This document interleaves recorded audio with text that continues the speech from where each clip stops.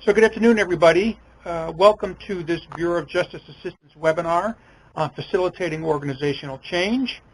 This has been pulled together by the folks at CNA who are the training and technical assistance providers for the Smart Policing Initiative.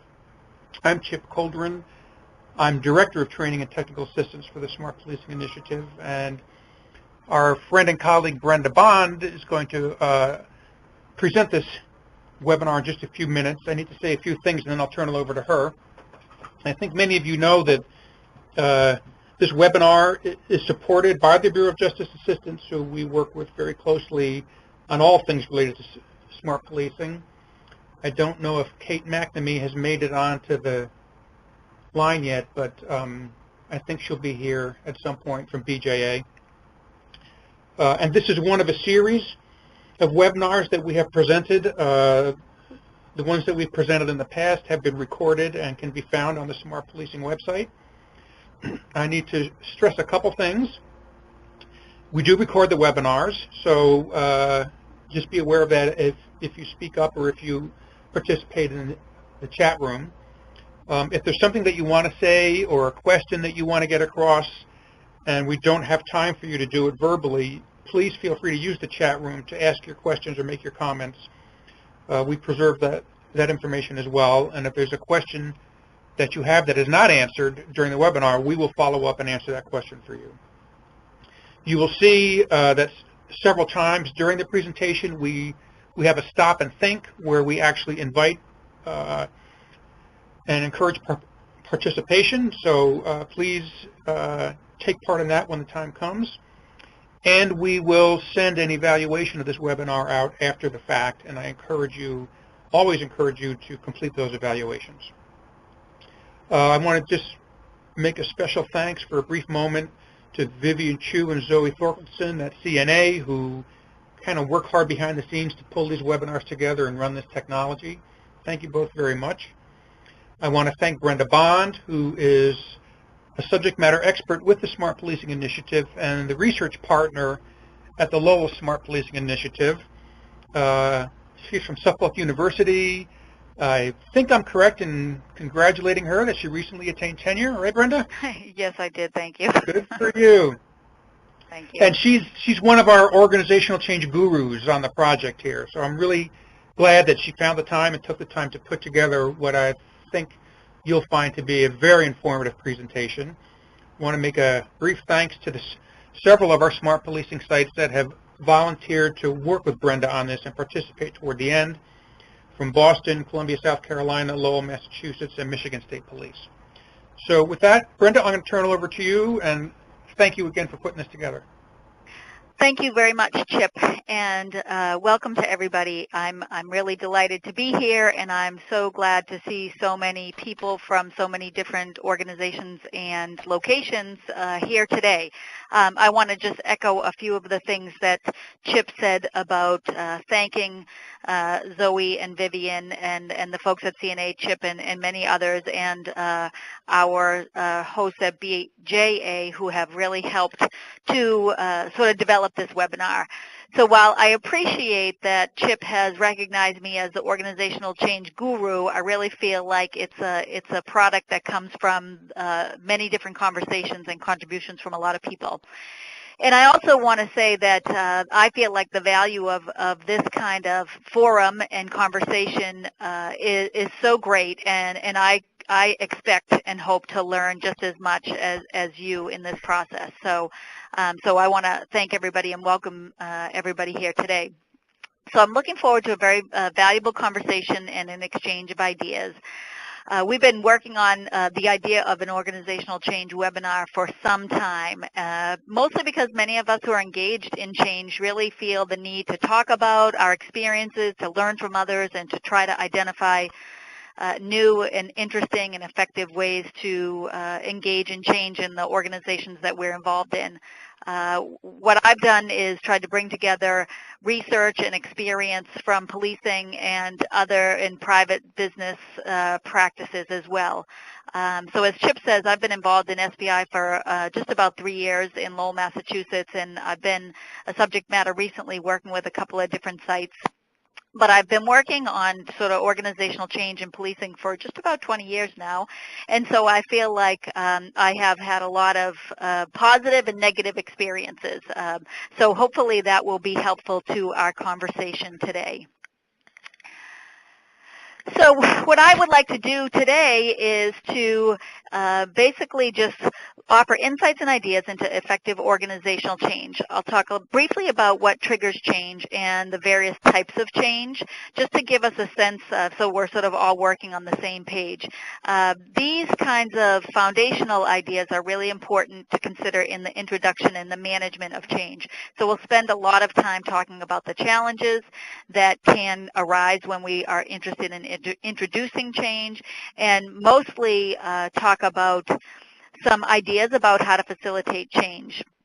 Those ideas have been informed by research and our own experience. We'll bring in some specific examples from some of our SPI sites, but I really hope that others will join in the conversation and share their experiences, offer up some suggestions, and maybe ask some questions too. What I would definitely encourage you to do throughout this presentation is to think about your own experiences, maybe some change that you're in the middle of or some change that you're hoping to introduce, and feel free to bring those some of your thoughts into the conversation. So as we begin, I guess I want to first recognize that change is viewed or received in many different ways. It can be viewed positively or negatively depending upon your perspective. So for example, if I'm for change, I'm really interested in it. But if I'm fine with the way things are going now, I'm not so interested. I tend to see change as an opportunity to be creative and sort of do things differently. Sometimes it gives me a headache, but I'm also sort of more on the more positive end. But whenever we introduce new ways of thinking or doing something, there's a risk in not knowing how well it will go. But certainly without change, we could see police agencies operating in old ways and not benefiting from the relationships with the community or other partners. Without changing, we wouldn't necessarily been able to take advantage of new training or technologies and a variety of other outcomes that have come from taking a lot of risks in policing. And if you think about the enormous change that's occurred in policing and law enforcement in the last 25 years, it's unbelievable how much change and how better the policing industry is today as a result of a lot of risk that was taken. So the field has changed to focus more deliberately on prevention and community participation and input. More recently, there's a significant focus around chronic offenders and using data to allocate resources and make decisions. So really the business of policing and the kind of work that police do and law enforcement agencies do changes on a regular basis. What I hope to do today is to focus on how do we better understand the change process, and what are some different ways that we can facilitate effective change? So I'd like to start by recognizing that there are some interesting dynamics in police and law enforcement organizations that may make change particularly difficult. Police agencies are and have been quasi-militaristic organizations in terms of structures and processes. So change has traditionally come down from the top in the form of a new order or a policy or a procedure. And that has worked and works and still works in some instances that currently exist. But research suggests, and sort of just our own experience suggests, that certain types of change processes are more likely to produce the successful outcomes that we're interested in. So we'll talk about those processes in a little bit. But first I want to step back and talk about the reasons why change happens in organizations. Specific to SPI, there's an interest in experimenting with and adopting new and effective strategies. In smart policing and other cases, police agencies are using data in new ways and using, often because of new technologies, but in some cases because there is an interest from outside organizations or policymakers to provide some foundation for why decisions are made, why resources are allocated in different kinds of ways. Police agencies often change because there are changes in the environment. So, for example, you can think about what we have seen in the last 12 or 13 years regarding terrorism, and how that has really significantly changed the way public safety individuals and organizations operate.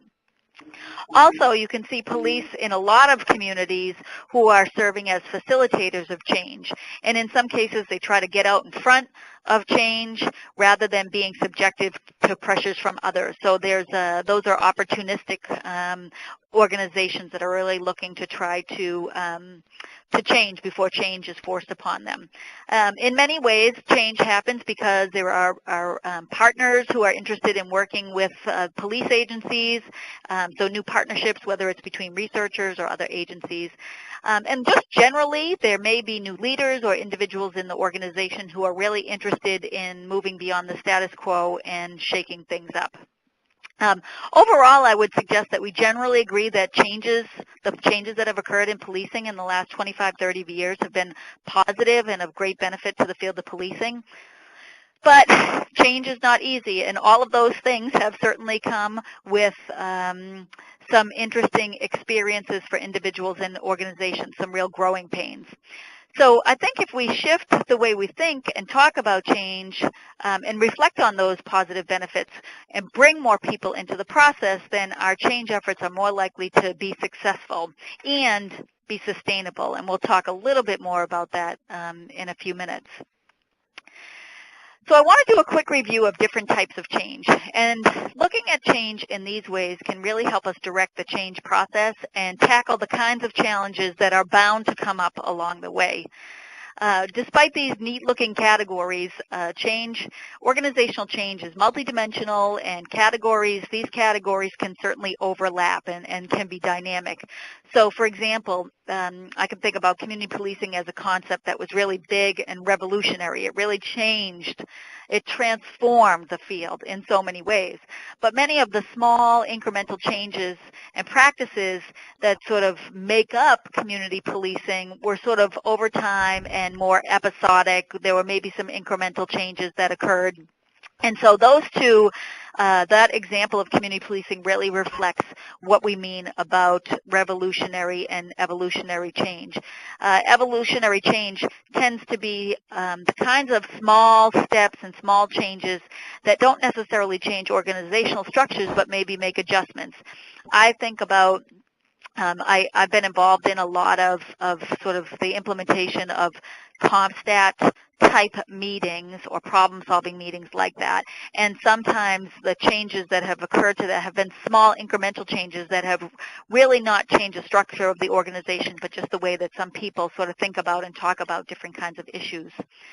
Lastly, we have proactive and reactive change, which is pretty self-explanatory, but proactive change can really happen through deliberate planning and looking for new opportunities, whereas reactive change sometimes come when when there are unexpected shifts in the environment or new or different kinds of things that are sort of the things that we didn't plan for.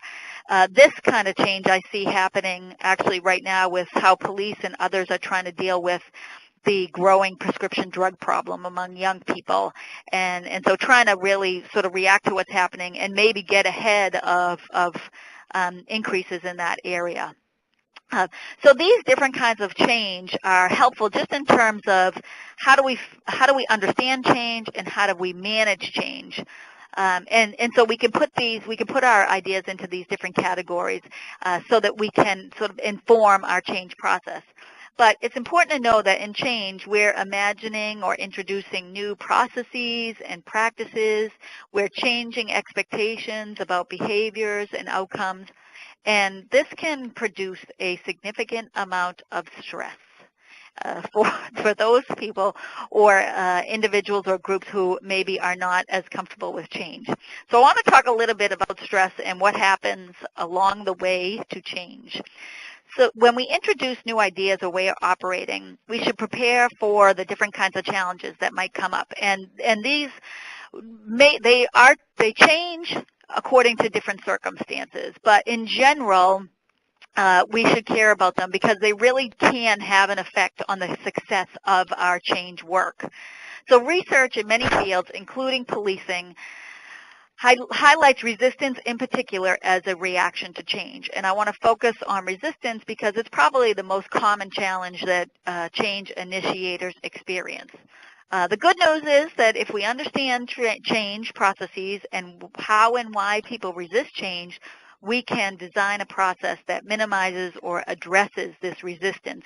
And again, my focus is on what is it that we need to do in the process that will help us to achieve the success or the change that we're looking for. So I want to focus a little bit just for a minute on the 3 forms of resistance that are highlighted in this slide. First is intellectual resistance, and that is not knowing or willing to see the benefits of change. And going back to my example of community policing, you may have somebody who says, well, I don't see what the value is of getting the community's input. And sort of whether there's, I don't know about the value or I'm really not, I don't value community input is part of this idea of intellectual resistance. The second category of resistance is emotional resistance. And that's when you see people being defensive or maybe even acting deflated. There may be a drop in morale and sort of just generally not feeling good about the change. And that an example I use is that somebody might say, well, the community doesn't really know what I know about crime. There may be a sense that an officer or somebody in an organization feels like, well, maybe am I not doing a good enough job? And so there's an emotional element to the change that really is facing individuals that are being asked to change. And then lastly, there is a category of resistance called behavioral resistance. And that can include things like behaving in a negative way if you're out in the community or not engaging in productive communication with the community or other partners as part of the change. And so this slide sort of identifies some of the different kinds of resistance that often comes with change. And again, I can't say enough that the resistance can significantly impact the success if it's not addressed. So the next slide really points to what happens if we don't face this, if we don't deal with this resistance. Research shows pessimistically that change fails 60 to 70% of the time. And while that does seem like a slightly discouraging statistics, there is a lot to be learned. And I think some of what we're talking about today is what's been learned and can help us be more successful. So resistance is often at the heart of this failure. And this slide talks a little bit about why people resist change. What are the reasons behind resistance or the hesitations behind change? So some examples are that people may not have the knowledge, the skills, or the ability to operate in this change world. And for those of you who have had experience with CompStat, that I feel like that was showed itself quite a bit when CompStat was introduced early, and there was this significant focus on using data to measure performance and to talk about what was going on in a very different way, and even using the CompStat forums. And so some people didn't really even know how to, it was such a new thing for folks that they weren't really sure exactly how they were supposed to operate, what it is that they were supposed to talk about in terms of the data. People certainly knew about what was going on in their areas of responsibility, but they didn't always know how they should be communicating that in this new forum. Other reasons might be that people have competing commitments or too many demands on their time to do something new, and so that may cause a little bit of angst. Some people, it's possible, maybe just don't believe in change.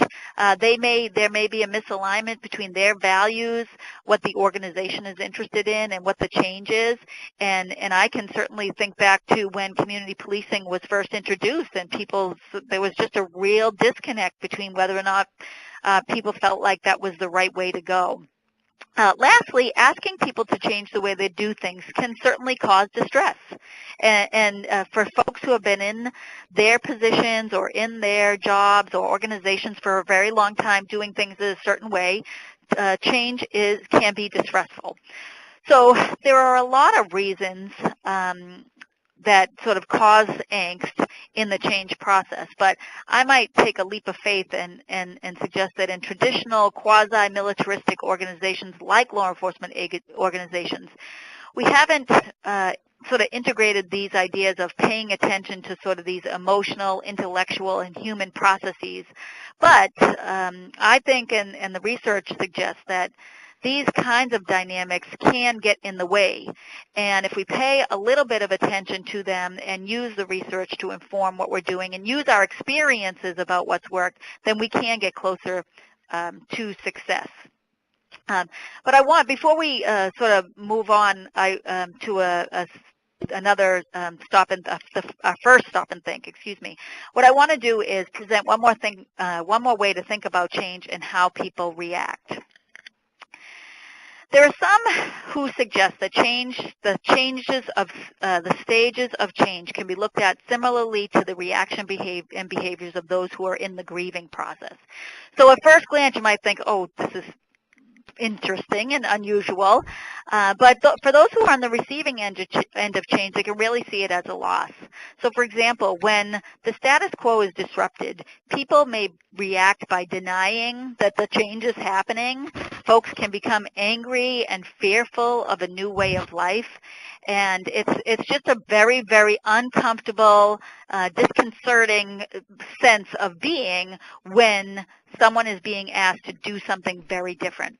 But as the person is engaged in and explores what the change is all about and participates in the building of a new process or a new practice or a new way of operating, they're likely to become more accepting and eventually, hopefully, become more committed to the new way of working. And so there's a new way of existing in the organization. And I certainly would say that that has occurred around this idea of community policing. For those folks who have been involved in the transition from what policing looked like in the 70s and 80s and what it looks like now, generally people who are working in organizations and new folks who are coming in to work in organizations believe that this is the new reality. So it certainly has become integrated into the way we work today, but it was a process, and a lot of the things that show up on this slide are certainly the kinds of things that have been observed with individuals and organizations in transition. So for those hoping to introduce a lead change, these certainly can be valuable considerations.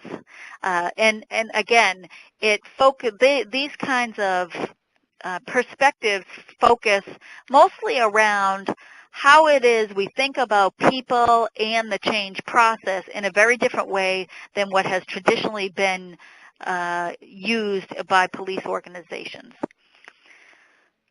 So what I'd like to do is to stop here and see if any of our folks that are participating would like to comment at all, offer some suggestions or feedback or insight based on some of the things that we've been talking about.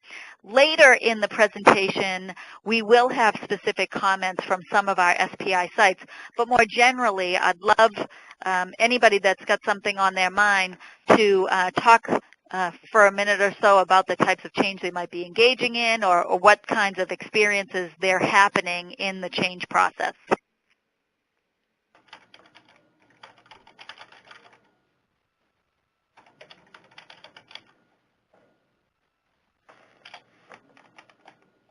Anybody have anything they want to add or reflect on or reinforce some of what I've been sort of talking about? Sounds like nobody's changing.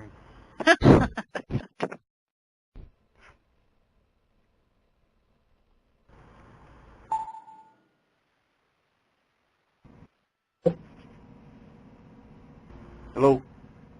Yeah. Yeah, this is Mike Morehouse. We have a relatively new chief who is very aggressive in wanting to move this department forward. So to specifically address any one particular facet of the change that we're undergoing is kind of difficult. But I foresee us going down the road that Brenda has thus far spoken about, and with all the different programs and processes that our new chief wants to implement. And by the way, he's sitting right next to me. I had to be nice. No, but he's very engaging, and he definitely wants to move this department forward. For a long time, we were somewhat stagnant, but he's bringing new ideas and fresh ideas to the organization. And I think most of the organization is embracing it, but here again, you've got to sell the change. Mm-hmm. Mm-hmm. Thanks, Mike. You're right. And actually, kudos to you and your chief. I think part of what I hope that we sort of recognize by the time we're done with each other today is that change, it can be difficult, but if we can appreciate the process, and if we can think about how does that message come out and what are the kinds of things that we need to do to sort of get the message out and engage people in the process, then maybe it won't be as painful, and then people will really start to feel committed to the process. So that's great that you are moving in that direction. Okay, so let's move on from what happens and why in the change process to what we can do about facilitating change. So here I want to offer a few things for us to think about as we set the course for change. There are key lessons from research and experience in a variety of fields that will help us overcome these challenges. So first I want to talk a little bit about the fit between the organization's need for change and the change strategy. Sometimes folks who are not part of the change process can't clearly see how this proposed change addresses the problem. And so this goes back to what Mike sort of commented about in terms of the messaging, that what we really need to focus on is how do we make sure that, one, the change that we want to introduce really addresses the problem that we're looking to fix, or the improvement that we're looking to make, or to address the concerns that people have expressed. And so once we're clear about this fit, then how do we communicate to people? And we'll talk a lot about communication in a minute. And in that process, I think what we want to do is, again, pay attention to those intellectual, emotional, and behavioral dynamics that really might get in the way. And the more we start to recognize what's going on with specific resistors or groups of resistors, or what kinds of questions are people bringing up, or what kinds of informal conversations are occurring, and what are those conversations really saying about what's going on. If we could pay attention to those, we're more likely to be able to overcome those and bring people into the process. What I want to also do is focus on this idea of unfreezing, changing, and freezing.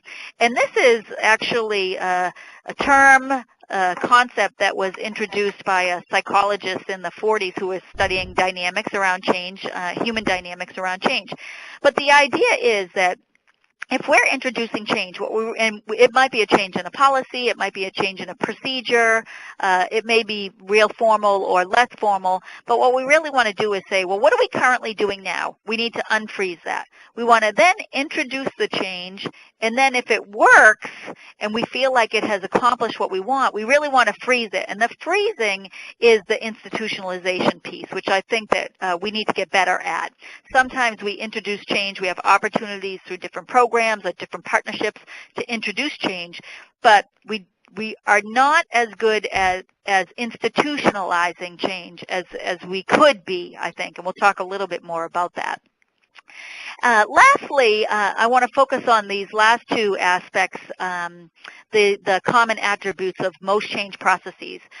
Effective change processes really take into consideration and invest in proactive and thorough communication. And again, I'll use Mike, our champion here, as an example, that communicating what this is all about is really critical.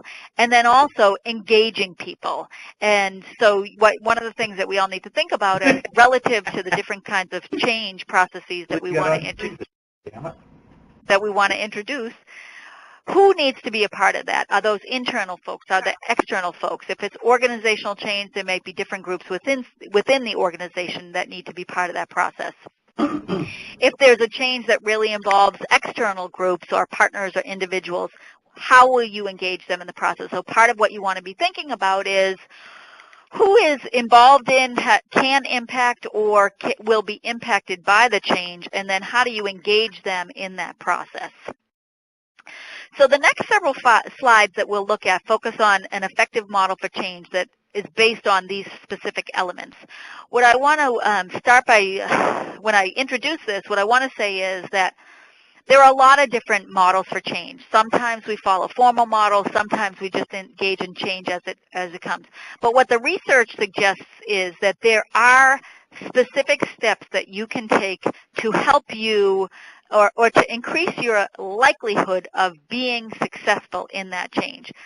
I like to use a model by John Cotter, who is at Harvard at the Business School, and has really tested this idea out. And it's been years of working with different organizations around change, where he has sort of recognized that there are different stages and different processes that organizations can invest in, and if they do so, then they're more likely to achieve success. There's a lot of evidence around this approach. I've seen this approach used in police organizations, so I think it's a good model for us to use in our conversation today.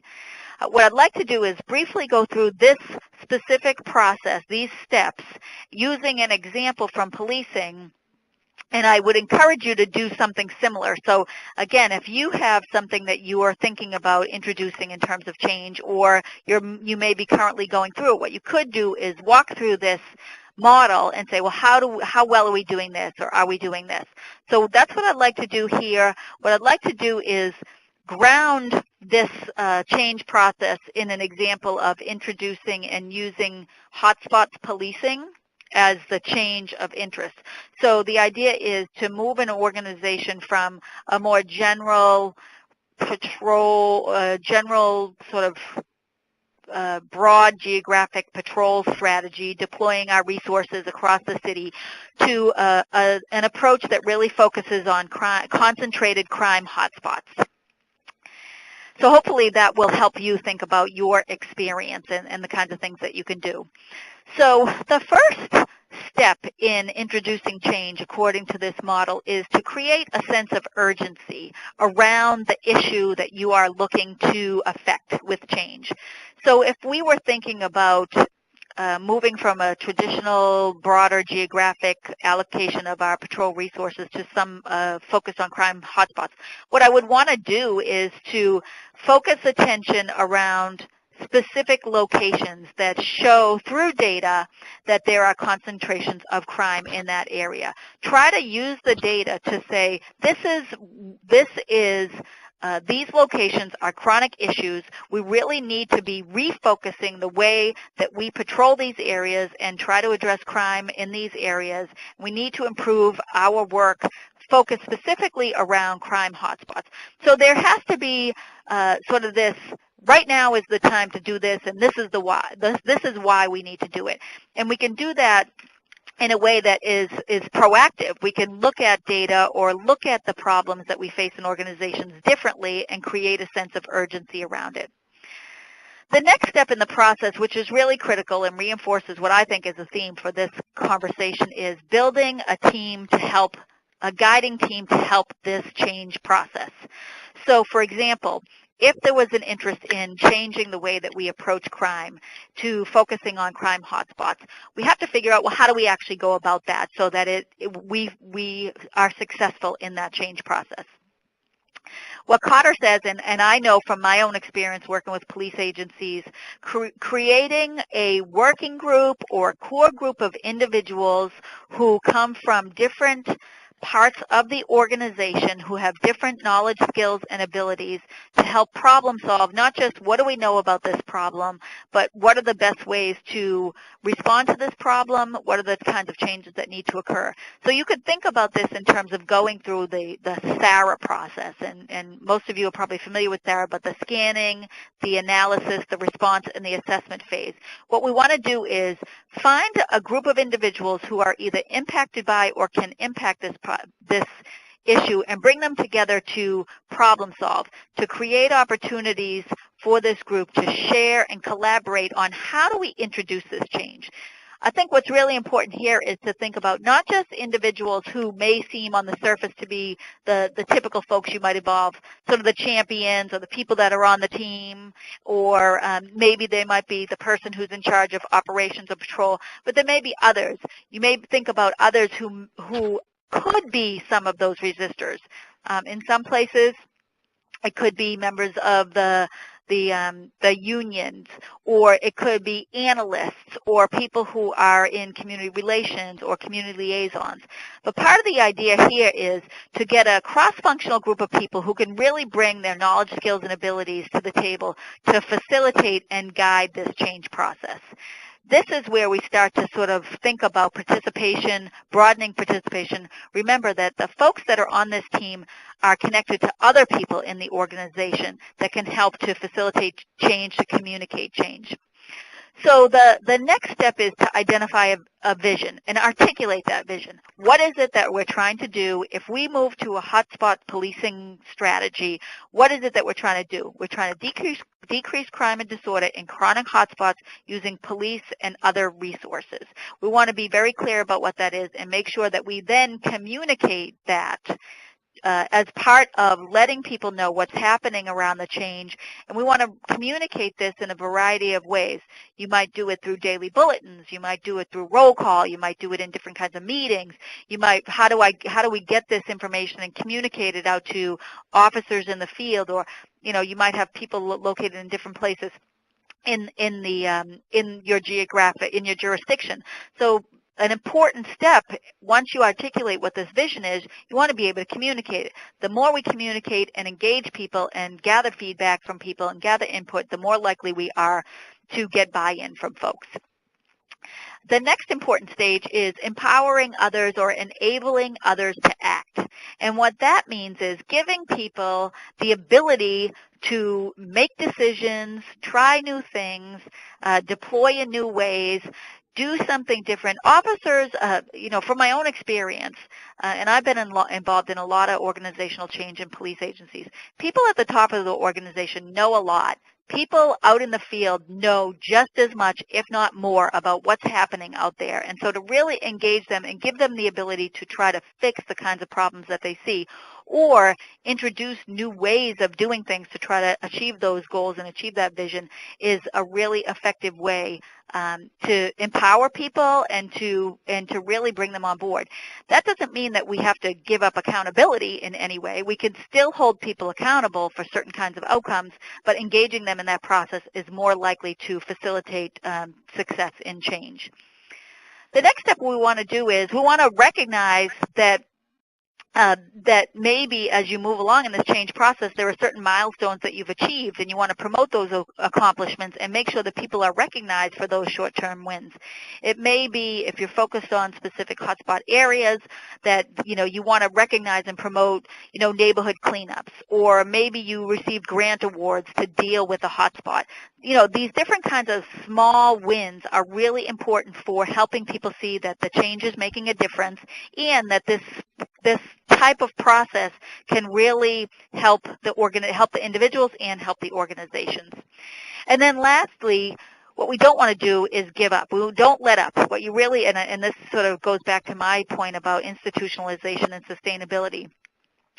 Sometimes when we introduce new ways of doing things, we can lose steam.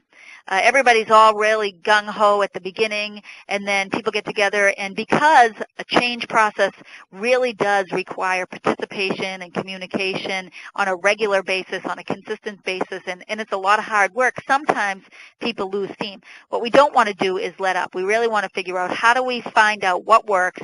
We want to keep meeting regularly, maybe review and reflect on the change, identify what works, and find ways to institutionalize what works. That might be through policies, it might be through training, it might be through some structural changes, but that's the kind of thing that you're looking to do is, in this change process, how do we make sure that the change lasts? And a personal example, and I know I have my folks from Lowell, Massachusetts on the phone. I have worked with Lowell for a very long time, and in in 2005, I worked on a research project there, which was specifically focused on policing crime and disorder in chronic hotspots. And this was a new approach for the police department at the time. They certainly understood what hotspots were and they knew where their problems were. But we really introduced a new strategy and we wanted to evaluate that. And we followed this process. And what we learned is that crime, when we focused on crime hotspots, we used crime and disorder policing, problem-solving policing, and we engaged people in that process, crime in those areas reduced by over 20%. And so we really learned a lot in that process, not just about the strategy, but about how important it was to engage people. That study was the basis for Lowell's Smart Policing project and application. And so they've continued that. They've institutionalized that through the way that they deploy their resources. And so I feel like this is a place that a lot of agencies and a lot of individuals really end up falling off because it's very hard to figure out ways to institutionalize change. But we want to think about that in terms of policies and training and those kinds of things that will really memorialize that change. Now, certainly, this model and this process is a great step, provides great detail for how you go about that process. But when you really want to look at, well, what am I specifically going through? How do I take something like this and apply my specific change process to it? What you can do is think about a framework. The next several slides provide a framework for you to think about and plan your own change processes. So what I've done here is I have taken the stages that Cotter suggests, and you'll see that on the left-hand side, the establish a sense of urgency, building the team, creating the vision.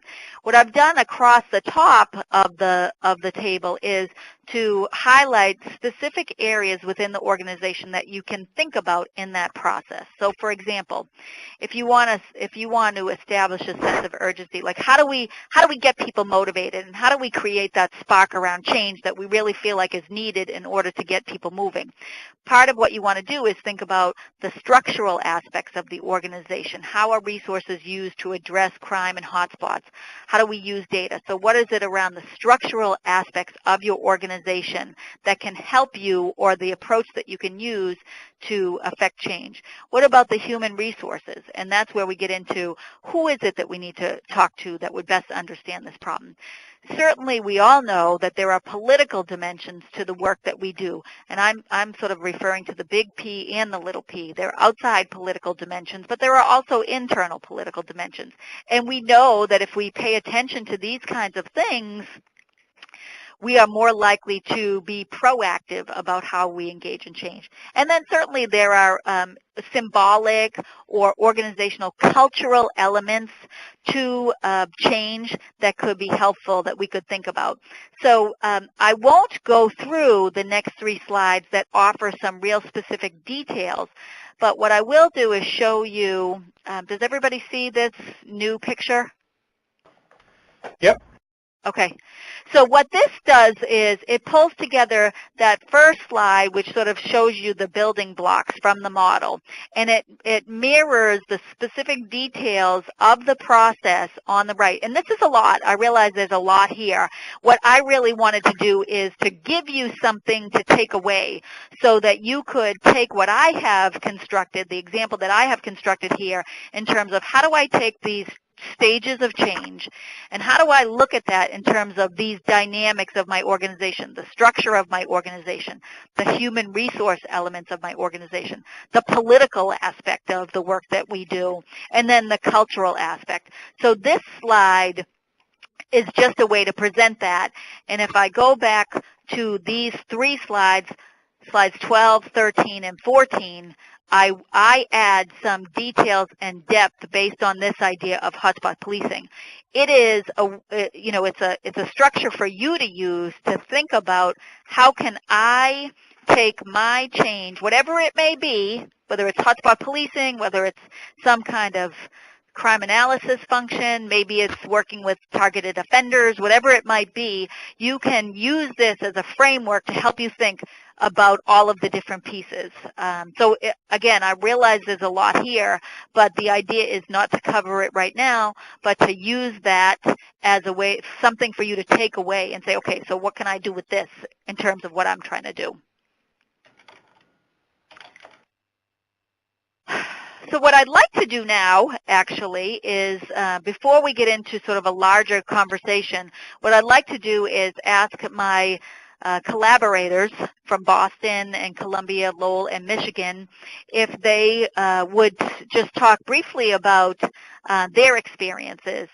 So all of that, sort of this background that we've been talking about is helpful in terms of raising our awareness about change and identifying a model process, but it's not always that easy. It's not always that clean. And I think the insights from organizations and places that are undergoing change can be really helpful. So I thought we could hear from a few sites, and I want to thank you all for being here and agreeing to participate. I thought what we could do is, if we could start with Boston, if Boston is here, I think, I know Desiree's on the phone, so if she could quickly introduce herself and maybe talk a little bit about the type of change that you're introducing in your smart policing, and then either some challenges that you faced or maybe something that's worked really well in that process.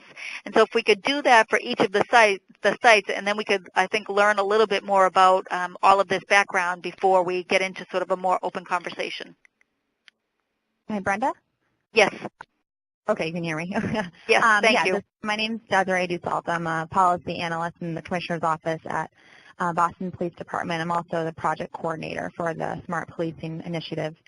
Our program revolves around reforming homicide response procedures from initial response through the investigation, and in order to increase clearance rates.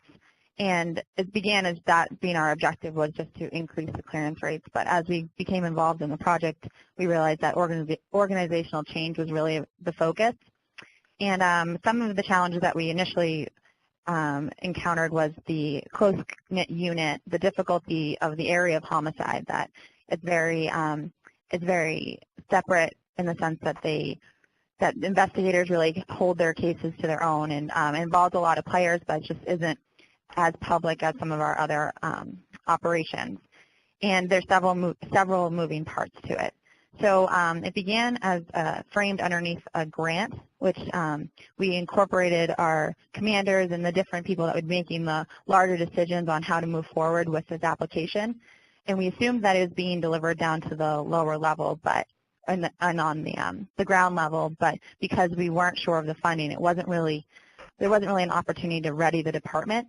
So as the grant was awarded, the unit actually found out via a news article. So that became a challenge in making sure that the unit was aware that this grant and these procedures weren't going to be thrown at them, that it was going to be a process that everyone was involved in, and that we were all working together in order to incorporate best practices from international and national resources as well as our own. And so in order to do so, we created a homicide advisory committee. And this was our opportunity to really communicate to the entire department the needs and the expectations of what these new reforms are going to consist of. In this sense, in this group, we invited people from our Bureau of Intelligence, such as our BRIC by analysts, as well as the commanders. We invited obviously our homicide commanders, our BIS commanders. We invited our forensic group coordinators. We invited analysts within the forensic group and our research and development office. So this is an opportunity for everyone to sit around the table, and people that often work together on the scenes but really hadn't been able to discuss their needs and their challenges when responding to homicide scenes. So we broke up each session to go through who gets there first, and that was the patrol supervisor. And they kind of went through what their activities were and and some of the challenges they faced. And that started creating an issues list that we started just documenting what people were seeing on scenes, where the gripes were, where the changes need to happen. And then we did that so all the way through, including district detectives, our homicide detectives, our forensic groups, our crime scene response unit. At this point, everyone was around the table kind of understanding what they wanted as well as the difficulties that each person faced. So this is an opportunity to also bring in national best practices and explain to them what other cities were doing.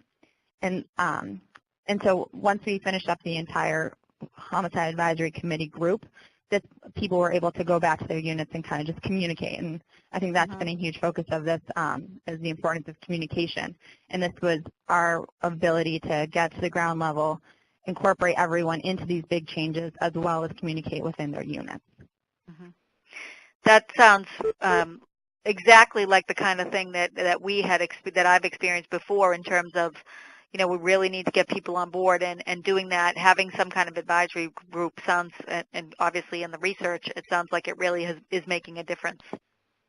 Yes, and it is. And at this point now, we're also teaming back with some groups to just kind of get a feel for what the program looks like. And I think another important part is to make sure it's not an end-all, be-all, and that's been important for our project in the sense that we let people know that things are fluid, and we understand that we put out these protocols in November expecting them to happen, but there has to be room for adjustment. Once they get to seeing the areas that can change, without changing the entire dynamic of the protocols are important. That it's a give and take. Great. Thank you. So Leslie, I think, are you on, Leslie, from Columbia? Yes, I am. Can you hear me? Yes, I am. Yes. Yeah. Thank you. Hi.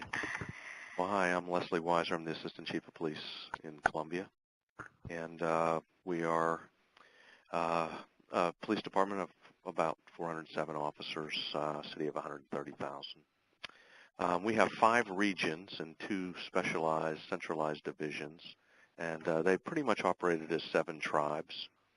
And it was important that we bring them together. My background is that I'm retired from the FBI, and so I'm trying to bring us into an intelligence-led era here. And fortunately, the chief is a great believer in that. So in our concept for organizational change, we have kind of a 3-level approach, targeting the command staff, the sergeants, and then the officers. With the command staff, we've instituted an accountability and intelligence management meeting, the AIM meeting. It's CompStat without the Inquisition. It's really designed to bring people together where they can share best practices. But we do have an accountability aspect to it. It's just a little different from what I was used to when I used to attend meetings in Newark and New York.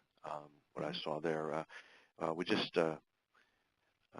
just trying to make sure that we get people in, trying to encourage them to bring ideas for how they, and we've actually, there's a little competition now to come in with good ideas, and so that I'm very pleased with that, and that's working.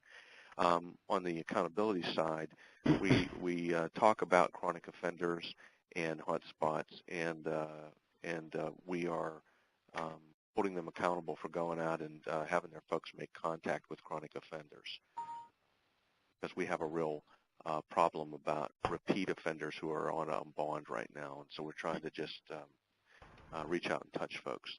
The sergeants, we have a one-on-one approach where a number of us in the command staff are talking with the sergeants, and in particular I had some in just yesterday where I'm trying to get them to partner more with the intelligence analysts that we have. The officers, our research partner, the University of South Carolina, is engaged right now and almost done with surveys of officers, and the idea is to identify influential officers, because we want to make sure that as we build this team, we have people that we know are respected and who other officers listen to. So to affect the change, our process is this 3-level approach. What do we want to do? We want to improve the quality of our existing reporting. We want to build a a stronger intelligence base, so we want to expand our intelligence base.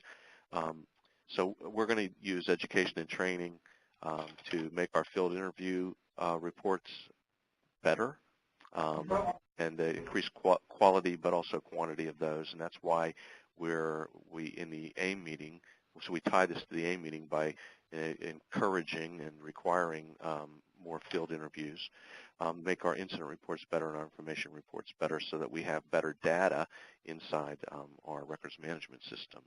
And then our building of an intelligence base is that we're trying to focus on the development of confidential informants. We have a great gang member validation program, which has really been very helpful to us. And we want to leverage technology. I've really been pushing that we grab cell phones whenever we can, and we're developing an SOP to use legal process to grab cell phones and be able to use a traffic analysis so that we can put that into our database so we can identify associates, networks, and organizations. So we want to leverage that technology. And then the big thing is when our analysts have all this information, we want to disseminate it out. We want to get it out. But it's very clear that our officers know a lot, and it's kind of in pockets and silos around the department. I was out on a homicide late Sunday night, early Monday morning, and one of the officers, he knew all the names and everything, and he gave it to the investigators. It was great, but our analysts wouldn't really have a clue for that. So we're just encouraging that we can capture that information and get it to the right place. Okay. That sounds great, and I'm loving that I'm hearing the themes of engagement and communication here. Yes. Now, we do have our challenges. Of course, yeah. Yeah, we have had a great deal of change at the top. Our chief left us. We have an interim chief right now, and there is a great deal of drama here. Morale's pretty low, and so when the university went out to do the surveys of the officers, it was met with cynicism, actually suspicion would be the better word. They weren't really sure what it was about. So we've learned that we have to do a better job of communicating what we're doing and building that trust with them, because they're really not really sure what it was about. So. And I appreciate you saying that, because I think there is a reality to this that it is difficult. And even though I spent some time on that earlier, that when we're living it, you sort of see these things bear out. And part of what we've got to think about is how do we manage it better so that we appreciate that resistance or those problems and just face it head on, as opposed to sort of just brushing it aside. So I really appreciate you talking about the challenges. Lowell, Mass. My friends from Lowell. Hello, Brenda. Thank you for inviting us to participate in this webinar. My name is Alpha Ryan. I'm the Deputy Superintendent of Lowell Police Department, and I oversee our SPI initiative. A couple of things as I'm listening to the presentation that struck me, and one of the issues is to discuss in a few moments about surveys that we're working on. But it seems to me that, in my experience at the Lowell Police Department, through the community policing changes and the technology changes and now the SPI changes that we've worked through, that there really has to be a committed individual or small group of individuals in leadership positions within the organization. Superintendent Davis, now Commissioner Davis, he really, as an individual, was able to lead the department in change or revolving around community policing. And since then, developing some leaders on staff, we have the capability to have that same commitment now as we engage in changes revolving around SPI and hotspot policing, as you discussed it earlier, Brenda. But I think it's really important, because when you talk about sustainability and you talk about setting a vision, if that's done without the commitment at the top and a long-term commitment at the top, I think that it does become stagnant. It does give opportunities at different levels of the organization to sort of sidestep it, et cetera. One of the things that we're doing in Lowell with our SPI was a little different than we've done before, and that was engaging our detective units in the organizational change that was occurring, and that being in hotspot policing and preventative policing. Typically, detective units are, their bread and butter is responding after the fact, solving crimes. That is kind of the allure and the attraction to being a detective is to respond to a homicide or a serious crime and engage in the whodunit factor. What we've done in Lowell Police Department is really tried to make our detectives part of our overall preventive strategy. As they had the opportunity to kind of sit in the bleachers as the patrol force and other units in the department engaged in community policing and became more engaged with partnerships and everything else, and they sort of kind of sat, like I said, sat in the bleachers and then showed up when things went wrong and solved the crimes very well. Through our targeted offenders initiative, we looked at how we were going to do that, and we intentionally decided that the detectives themselves were going to be the case officers for the identified offenders. And initially it was rather difficult to really get that initiative going, and quite frankly what ended up happening is that we just didn't give up on it, and the leadership from the top of the department insisted that this was the direction we were going to take. We engaged in meetings, multi-level rank meetings.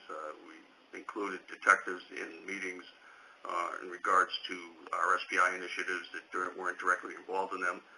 And slowly but surely, we were able to demonstrate some value to that program. And at this point in time, we're starting to reap some benefits of it. And we're starting to get detectives to look at their role in preventing some of these crimes that, traditionally they simply, waited until they had an opportunity to solve them after the fact. But, there are a lot of things. I don't want to take too much of the time here, but, a lot of this presentation really resonated well with us up here in Lowell. Some of it, we're very familiar with it, and I look forward to hearing from my counterparts throughout the country as to maybe some of the suggestions you have for us, and we'll entertain any questions on or offline in regards to what we've done. Thank you. Thank you, Artie, and I'm so glad that you mentioned the leadership piece. I will mention that later, but I think that you're right that really is critical in terms of really working through those stages and rallying people and sort of keeping people aware that this is part of where the organization wants to go, and that really is really important. And as Leslie said, when there's a change at that level, it can really throw things off. So thank you very much for offering that. And lastly, I have either Tiffany or Nancy or both of the folks from the Michigan State Police who are engaged in some change up there. Are you with us? Hello? Hello? Can you hear me? This is Nancy. Yes. Hi, Nancy. Hi. Actually, Tiffany and I are both here, but Good. I'm going to speak about what we are doing. Mm-hmm. Thank you. At the Michigan State Police, we are a little bit different because we obviously are handling the entire state. Michigan is a very large state. We have both a lower peninsula and an upper peninsula. And just so people can understand, if you drive from the southeastern part of Michigan to the northwestern corner, it's about a 12-hour drive. So it's a big area that we cover, and we have rural, we have suburban, we have city, we have a lot of inner cities. We actually have 4 of the most dangerous U.S. cities in the last couple of years are all in Michigan. Those are Flint, Pontiac, Detroit, and Saginaw.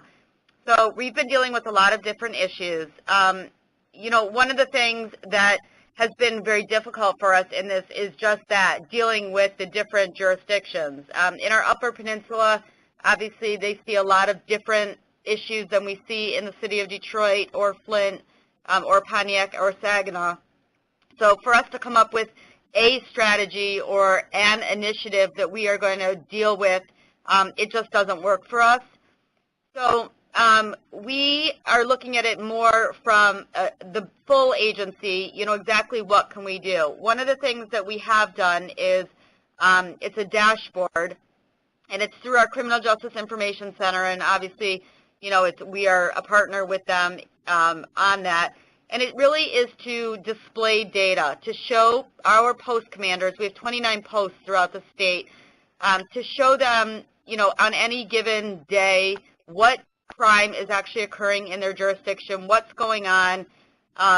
Eventually, the second phase of that is it's supposed to be live at the end of this summer, and that's the whole crime analysis and crime prediction part of it with more real-time data.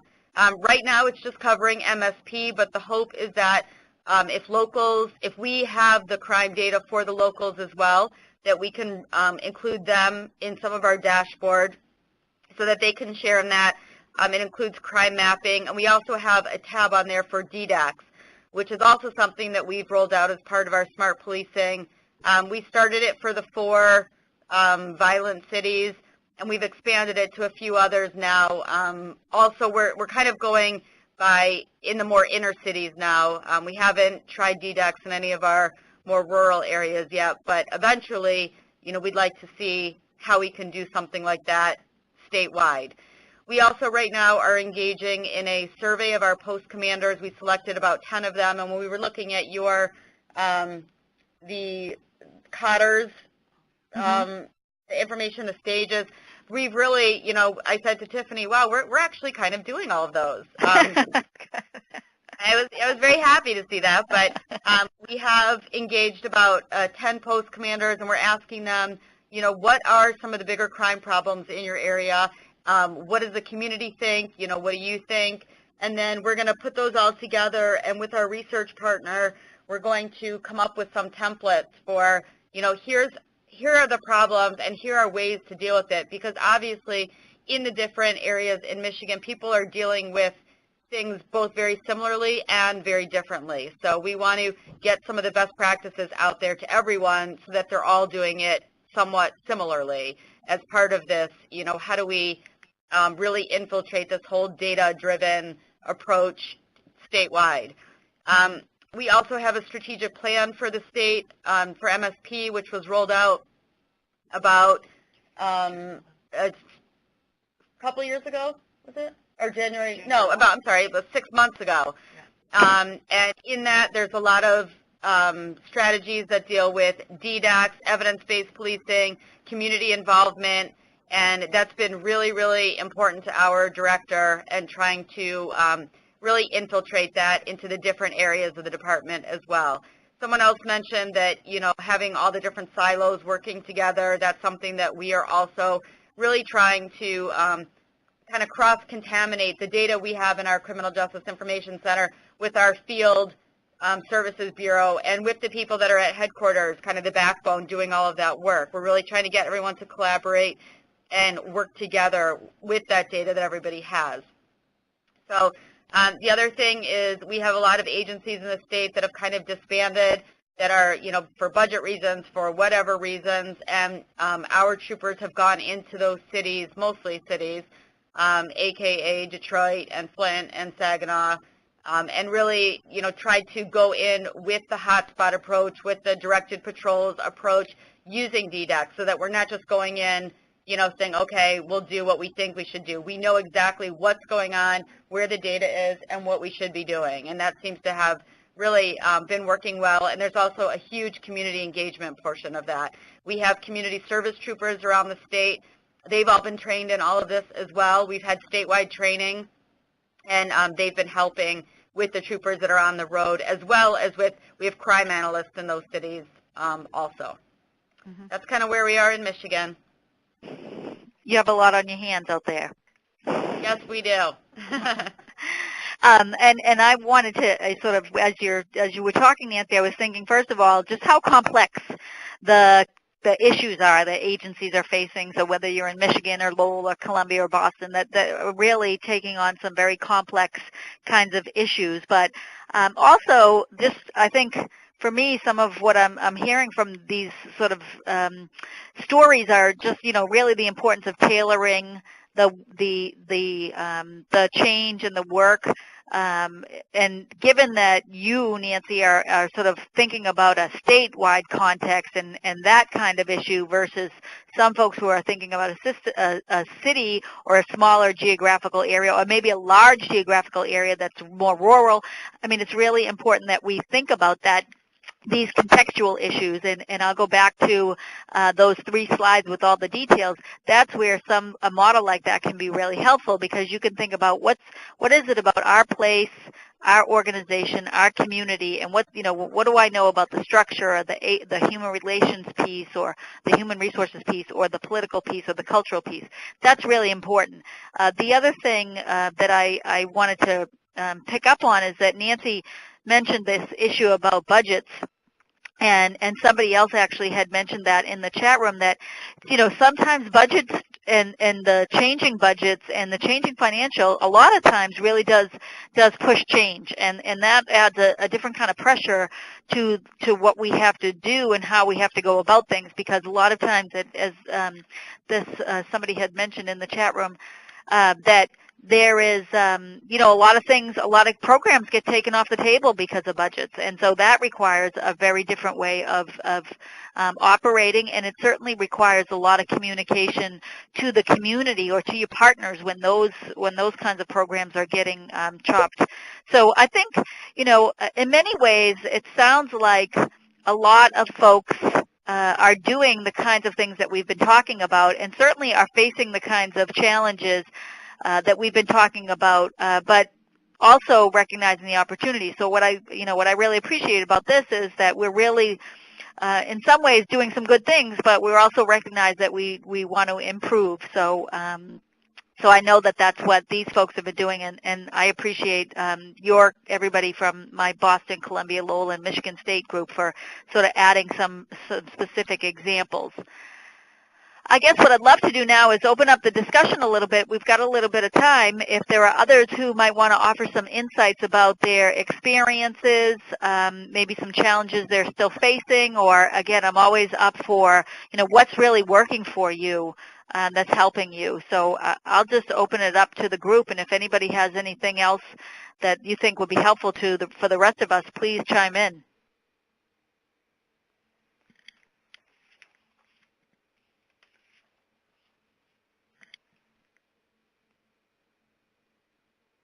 Hi, this is Greg Collins with the Shawnee, Kansas Police Department, and I apologize. I came in late to the webinar, but with regard to this subject, we implemented DDAX as part of our SPI, and we initially did a top-down approach as far as the command staff decided this is what we wanted to do.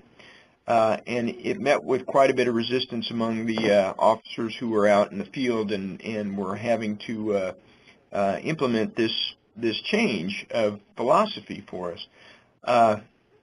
To correct that situation, and we provided training to the officers and all that, but to correct that situation, we created a couple of focus groups among the officers who then they created the operational plan. So that they created a plan that works for them, and we have been much more successful in getting done what it is we want to do by adding that element. We had sergeants and patrol officers who told us, this is what we think will work, and this is what will help us do this. We did that, and it's been a much better effort, or a much better outcome since doing that. Good. And what kind of feedback are you hearing from them specifically about that? Well, we still get some resistance from older officers who are set in their ways and with regard to how they want to go about doing it, and I'm sure that's the same everywhere. We've hired a number of officers, because we started this back in 2010, we've hired a number of officers that this is the way we do business. And so there's gradually becoming this turnover in the way the officers believe that we do policing around here. And so that has helped. But we've gotten some of those new officers involved in these focus groups, and so they have been a positive force for what we're trying to do.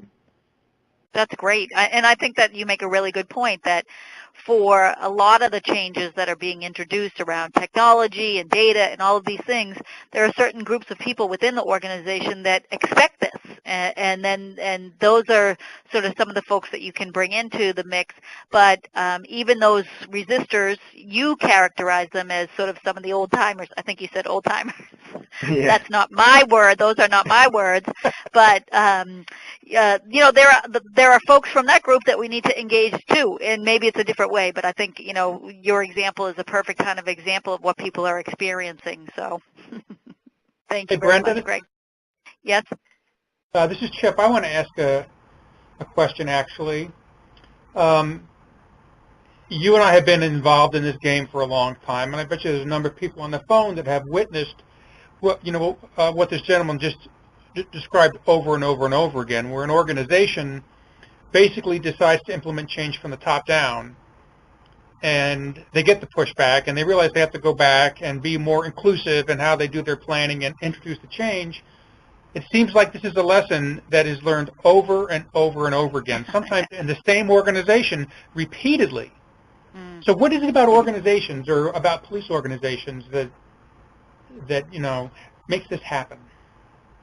Is it a paramilitary thing? Yeah, can I speak to that? Please, yes. Yes, it's Steve Morielli from Worcester State.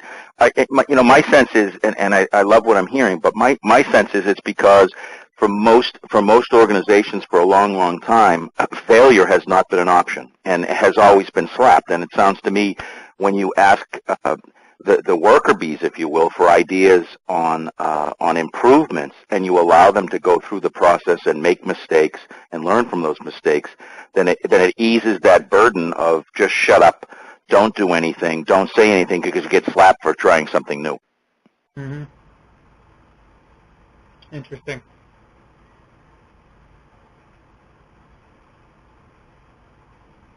Hi, this is Mike Jenkins from the University of Scranton. I'd like to kind of add to what Steve just said, and I think it's not only a matter of reaching down into the organization, but also looking back at the history of the department and what they've gone through.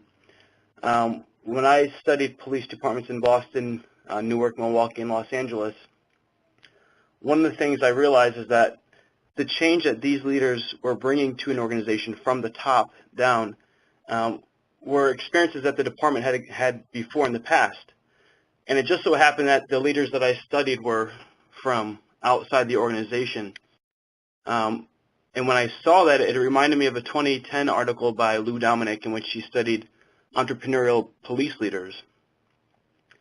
In his article, he points to 10 leaders from across the United States.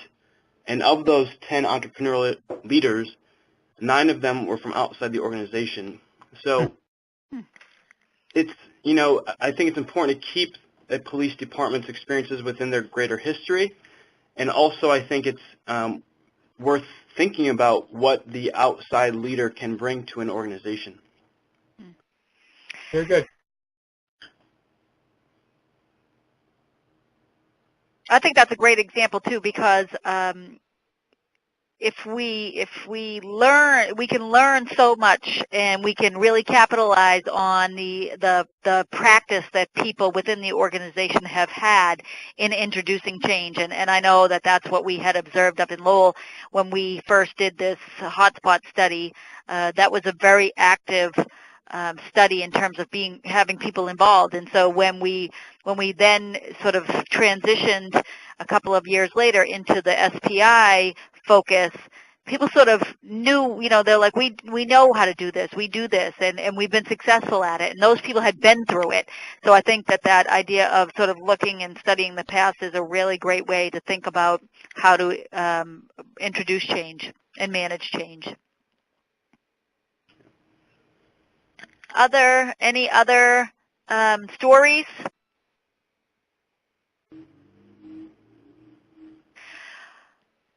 So what I'd like to do is I just want to end with some key takeaways. I think a couple of things. We want to focus on change processes and pay attention to the kinds of things that we think will help with change. And we've talked a lot about those today. And what I've really appreciated is that we sort of all have a good sense of sort of what are the challenges. And it sounds like in many ways a lot of us are doing the kinds of things that we need to do to facilitate change. And I'll just echo with what already said from Lowell, that we need to have the leader on board and committed to change, and I think that's really important. And that sustainability of change really comes from having people involved, knowing what's going on, the communication, and being part of that process. And so I think those seem to be some really good themes from our conversation today.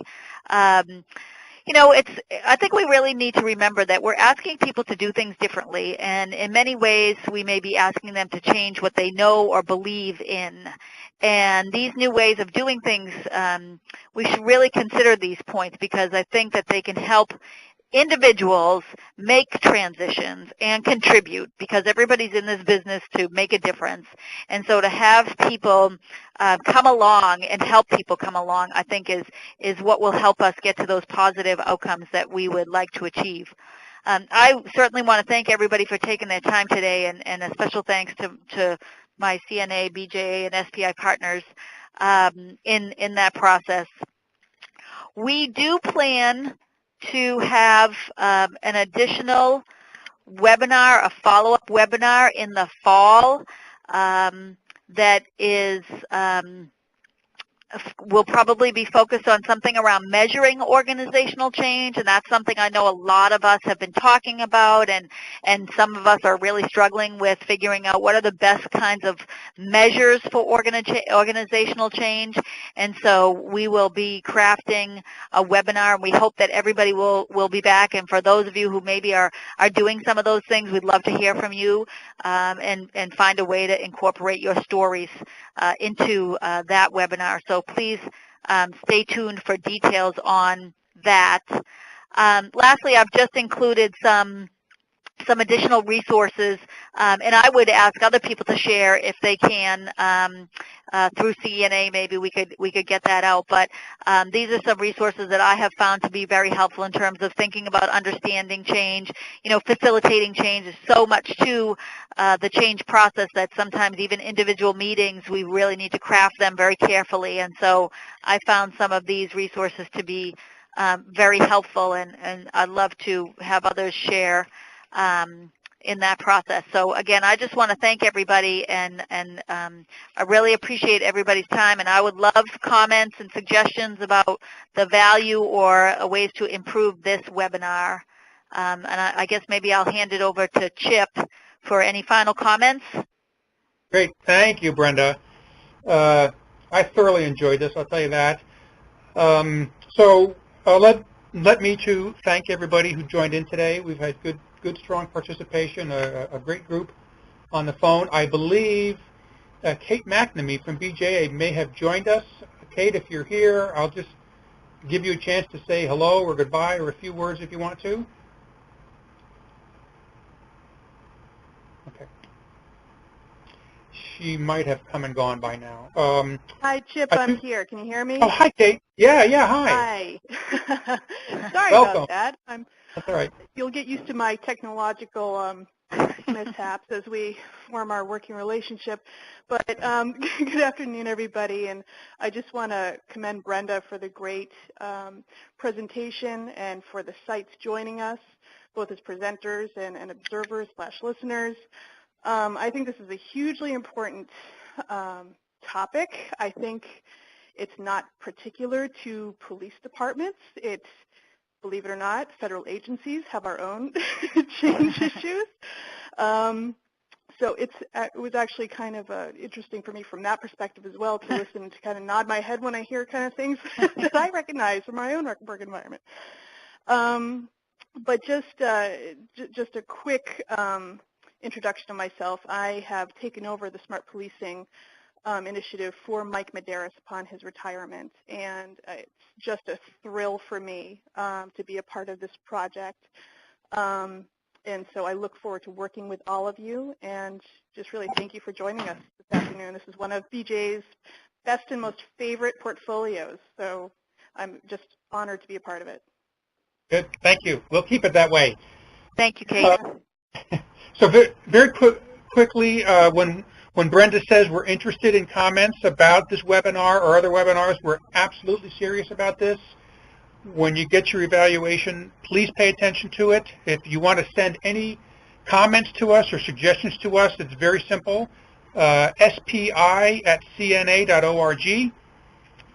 We review everything, and I think people who've been with us for a while will validate that we pay attention to suggestions about webinars and TA projects and products. So I just encourage you to be aggressive about that and communicate with us. I, too, want to thank our partner sites who joined in. I thought that was really interesting information. Appreciate it very much.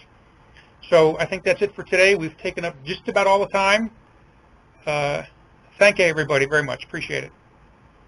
Thank you. Thank you, everyone.